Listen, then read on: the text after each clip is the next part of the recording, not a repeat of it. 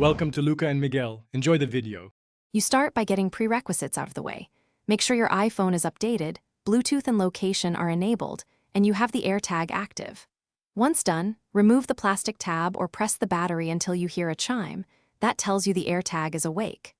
Now open the Find My app and hold the AirTag very near your phone, about 1 to 2 inches, so iOS detects it immediately. Tap Connect when the prompt appears and choose a name. This begins pairing and links the tag to your Apple ID.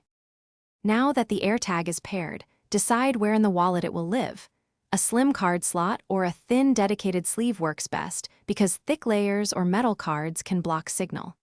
Place the AirTag flat, not on edge, to keep the wallet slim and to maintain reliable Bluetooth and ultra-wideband detection. If you carry RFID cards, you may want a sleeve for separation. Once positioned, use the Find My app to play a sound and check the reported location, so you know accuracy. Finish by closing the wallet and doing a quick field check.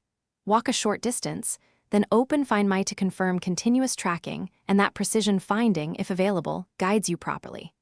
If you don't hear the AirTag or the app won't connect, first toggle Bluetooth and location off and on, restart your phone, and try to pair again.